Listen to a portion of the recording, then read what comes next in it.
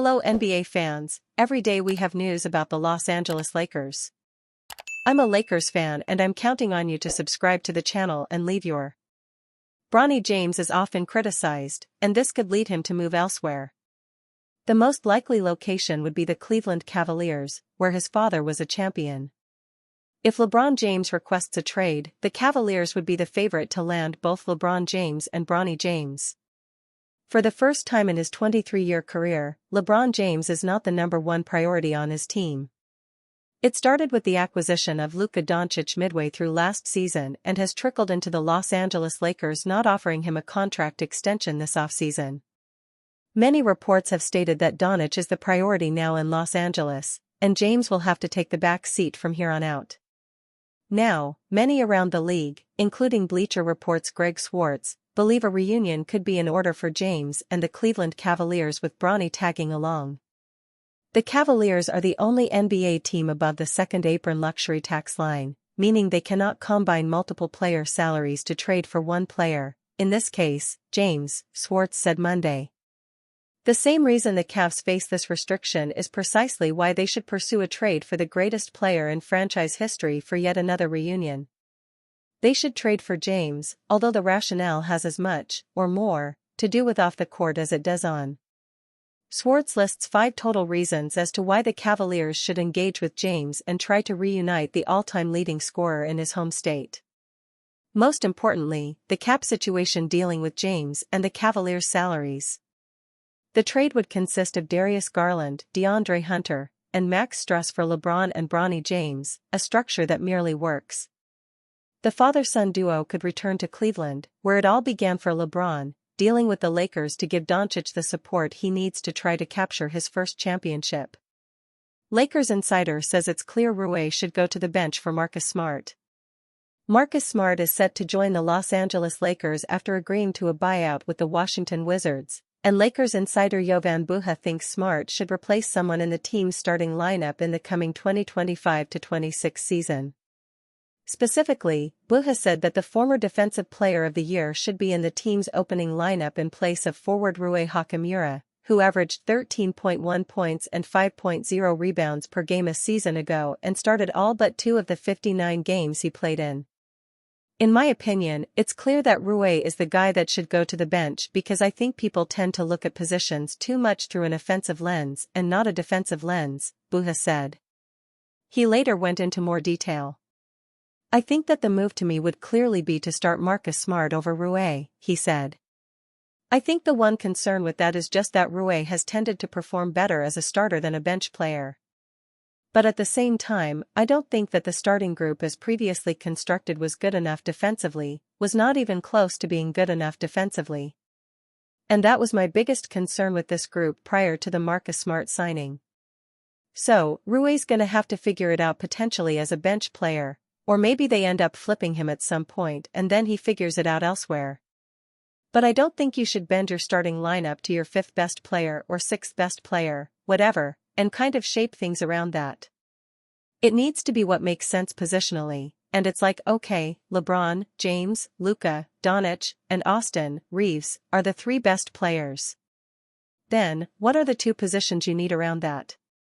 You need a center, a rim runner, rim protector. Okay, you got DeAndre Ayton. Then, you need a versatile, switchable defensive piece, that's Marcus Smart.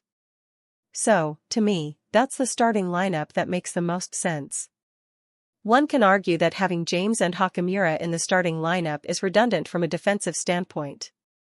Both players play the forward position and are best suited to defending forwards on the less glamorous end of the floor. Hachimura doesn't have the switchability on defense to shift onto smaller players, and James isn't the versatile defender he once was earlier on in his career. Couple that with Doncic's and Reeves' clear weaknesses on that end, and starting Smart as a defensive safety blanket makes a lot of sense. Smart is someone who has the versatility to defend players of all shapes and sizes. He will gladly accept a defensive assignment whether it's a shifty guard or a bulky forward, and he's used to taking on the toughest defensive matchup night in and night out. The possibility of Hachimura being relegated to the bench maybe shouldn't worry Lakers fans all that much either.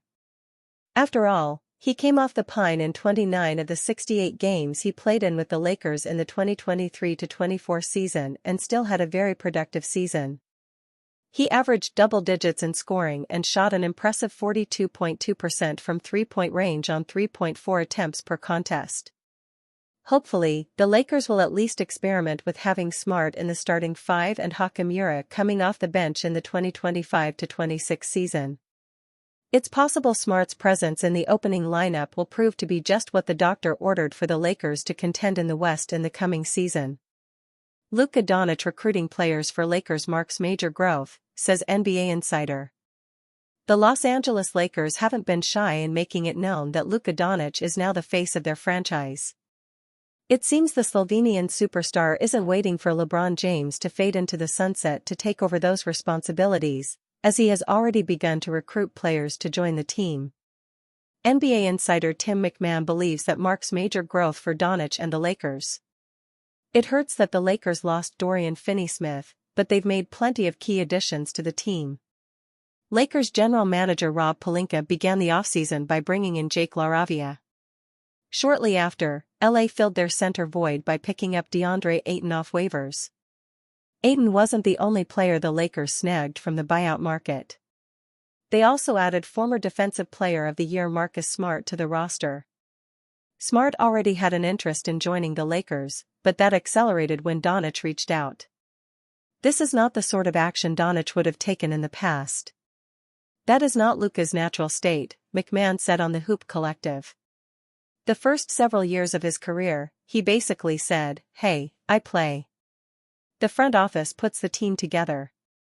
I don't want anything to do with it." Doncic's understanding of the NBA appears to have changed since his unexpected trade to Los Angeles.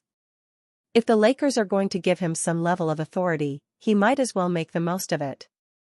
Luka slightly leaned into this power with the Dallas Mavericks when he urged the team to make roster improvements after losing Jalen Brunson.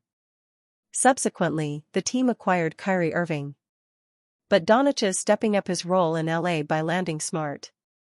This is taking it a step further than he has in the past, where he is being a pitchman for the organization. I think that's actually the most significant part of all this. It does show that not only is he on the same page with the Lakers front office, but he is an active participant when his natural preference has been, "Hey, this is not my job," McMahon said. For Lakers fans, this is a great sign. Of course, the team doesn't want to put winning on the back burner, but they understand the future is where the value is. However, the future doesn't matter if Doncic doesn't agree to a contract extension. These recent moves, though, show that the five-time All-NBA first-team member is willing to integrate himself into the franchise. We can question how DeAndre Ayton is going to do with the way he's played the last couple of years. We can question how Marcus Smart is going to do the way he's played the last couple of years. All of that is relevant.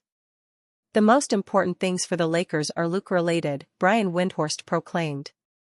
The Lakers are looking to finalize a contract extension with Doncic as soon as possible. Though Luka's camp hasn't indicated any rush to finalize a deal, all parties will want to make sure the five-time All-Star is satisfied. Lakers' chances of trading for Magic forward who may clash with LeBron James revealed. The likelihood that the Los Angeles Lakers acquire an Orlando Magic forward was recently assessed by an NBA insider. Although the Los Angeles Lakers' backcourt is full of talent, the forward and big man rooms could use some improvements to most effectively compete for a championship. There are plenty of proposals and rumors out there regarding possible frontcourt pieces the Lakers could acquire, including Orlando Magic center Goga Bitadze. Far fewer wings are discussed as viable options for LA, but a teammate of Bitadze was brought up in recent discussions. Inconsistent Magic forward Jonathan Isaac was evaluated as a trade target for the Lakers by insider Jovan Buha. "I think he's available," Buha began. "I think the big thing with Isaac is just the injury history at this point is extensive to the point of being alarming and concerning. There's also some off-court stuff with him that I don't know how that would go with LeBron James. Obviously, it's unclear how much the Lakers are factoring in his wants and needs." Buha went on to explain the other major problems with acquiring Isaac are his awkward fit alongside Jared Vanderbilt and lack of ability to stretch the floor. He added if Vanderbilt is moved in this deal or rerouted in a separate deal, there is a greater chance of this scenario taking place. The former number 6 pick is the longest tenured player on the Magic's roster, so the front office likely wouldn't part with him just due to his inability to stay healthy. Isaac has appeared in more than 70 games just twice in his 8-year career. Orlando would need to see real value on the table to send Isaac to the Lakers, who may not entertain acquiring the 27-year-old in the first place. Los Angeles Lakers make big decision on ex-Pelicans center. The Los Angeles Lakers have made a big decision regarding an ex-New Orleans Pelicans center. The NBA 2K26 Summer League has officially come to an end, with Con Newpel helping the Charlotte Hornets secure the win in the championship game. While fans got to catch a glimpse of the new generation of stars like Cooper Flagg and Dylan Harper, front offices used the time to evaluate their rosters and take that information to make key decisions on their players. For the Los Angeles Lakers, all eyes were on Bronny James this summer league, as fans are excited to see what his second season has in store. The Lakers have already made some moves since their time in Las Vegas has come to an end, adding Christian Koloko and Chris Manon on two-way contracts. In addition, they've made a big decision on one of their two-way players. Trey Jemison has been waived by the Lakers. Freeing up space, the Lakers have decided to waive ex-New Orleans Pelicans big man Trey Jemison following the signings of Manon and Koloko. Jemison appeared in 16 games for the Pelicans to start the season, and 22 games for the Lakers after he was released by New Orleans. Across those 38 games, Jemison averaged 2.5 points and 2.8 rebounds per game.